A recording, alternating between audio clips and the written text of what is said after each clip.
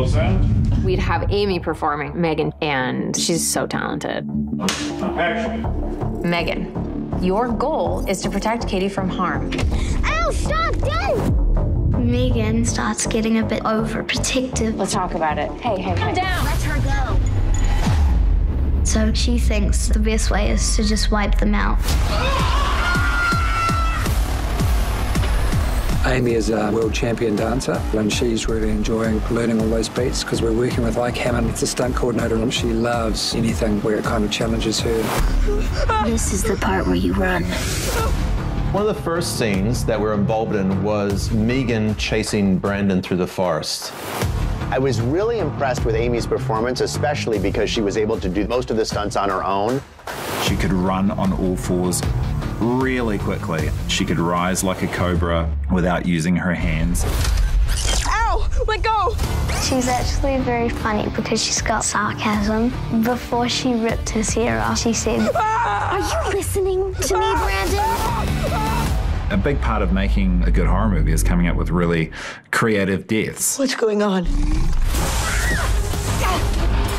We have our stunt double on a wire getting pulled into the shed as violent as we can. Go! That was not supposed to happen.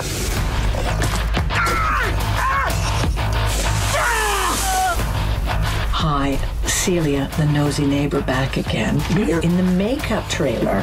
We created a prosthetic that's kind of sat on Laurie's face, which would be the flesh that's underneath her skin. And then we put another prosthetic on top of that. From there, we could cut into that and then blow that open with air. Action.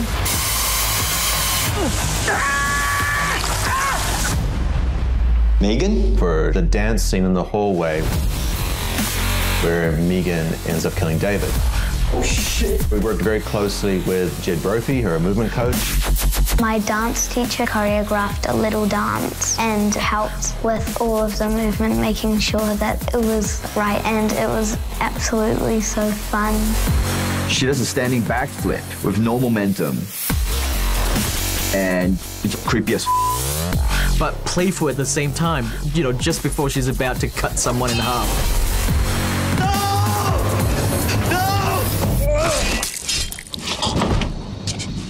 Stefan, that played Kurt, really makes that scene what it is just by the palpable, blubbery fear that's going on his face. How could you do this? How could you kill someone?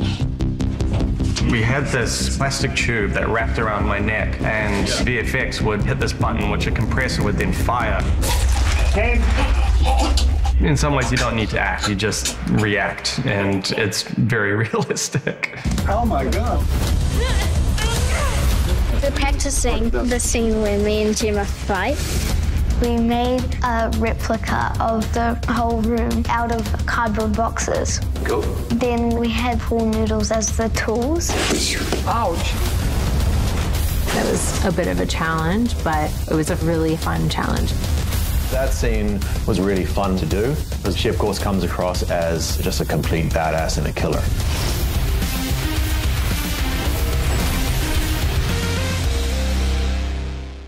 What in the name of ever-loving Christ is this? When James Wan first came to me with the idea of M3GAN, I loved it right from the start. Obviously, all of James Wan's work has helped pave the way for a movie like M3GAN to exist. The marriage of him and Blumhouse is such a natural one. Blumhouse have just made some of the greatest horror movies in the last 20 years. And James Wan, likewise, just the undisputed master of the genre, especially when it comes to unsettling dolls. I get accused of being the master of killer doll movies. In those doll films, my dolls don't actually get up and kill anyone. They're usually just vessels for demonic entities. And so I said, well, if people are gonna think of me as a killer doll filmmaker, let's actually do one. And hence the concept of M3GAN was born. James really wanted M3GAN to be her own person.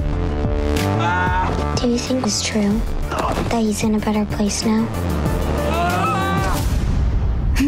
No. We've seen the demented doll trope before, and it's been done in ways that I love, but I feel like this is a real leap forward in that kind of genre. It's just so sleek. I just want to be exceedingly clear that this was not my idea. When we brought Gerard onto the project, it took M3GAN to a whole nother level. You always start with the gem of an idea, taking it from that stage all the way through to what you see in front of you now. It just takes a clear vision and someone to drive it. To me, I never really saw M3GAN as a killer doll movie. I saw it as a morality tale for our times about parenting in the 21st century. Everything's becoming faster and quicker and more advanced. It's honestly like she's part of the family now. Right. I think of M3GAN as like a domestic noir. It's a thriller that happens within the home. As far-fetched as some of the scenes felt, all my research pointed to the fact that we're not that far off from having a M3GAN. He's kind of created a world which is a very normal world that we bring this quite sort of perfect, crazy little character into. I don't understand how anyone can possibly focus on just actors and lighting, and then now you've got children and puppets and robots. It's just really impressive, and he has such laser focus, and he knows exactly what he wants. One more that's half that speed. Yep, that's looking great though. His passion for M3GAN is so easily seen. I think it helps motivate all of us to kind of make M3GAN the best that we can. Because I think the story's more than just like a robot girl that murders people. Because we were making a film about computers and artificial intelligence, I didn't want it to feel sterile. I wanted it to feel organic. And so we tried to keep that in balance. I think the first thing was trying to find some of the locations. We always bought into the idea that we would find locations, not build them. And we ended up building a lot more locations than we ever anticipated. We're in Pavilion 6 at the Auckland Showgrounds, which we have repurposed as a soundstage. The practical house has its challenges because you can't move walls. We're lucky enough to be able to build part of our house here on the stage where we could move walls and get cameras into angles that we normally wouldn't be able to achieve.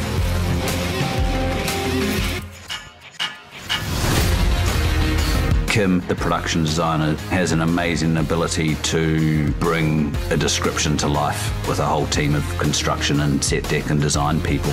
This crew has been phenomenal, and everyone's been rowing in the same direction, very committed to making sure that we can make this come to life in the coolest way possible.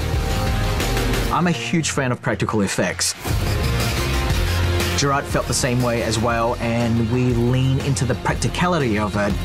We've brought together the LED virtual production screens that are behind us just now for M3GAN. It's kind of the bread and butter for LED screens. The ability to capture in-camera, final pixel-ready images with very little requirement for VFX post-work to be done. The balance and the juggle through most of the production has been a combination of the animatronic and just the process to get that up and running. Shooting in New Zealand in winter, in forests, lack of daylight hours, there's been numerous challenges. We had to create not only M3GAN, but we had to create the toys which Gemma is working on. And thankfully, being in New Zealand, I have Weta Workshop just a phone call away. I'm here on the set of M3GAN with Bruce, the robot. This is not an animatronic, this is truly a puppet. There are some lights and some batteries and things going on inside here, but as you can see, it's all mechanical stuff.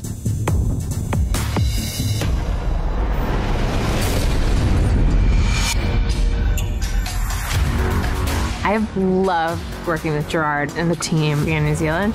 And the crew is so talented. It's absolutely amazing to watch everyone work. Isn't this great? I wish we had things like this when we were kids. It's a collaborative process between all departments to try and bring together a comprehensive project, which M3GAN is all about. Cut, great.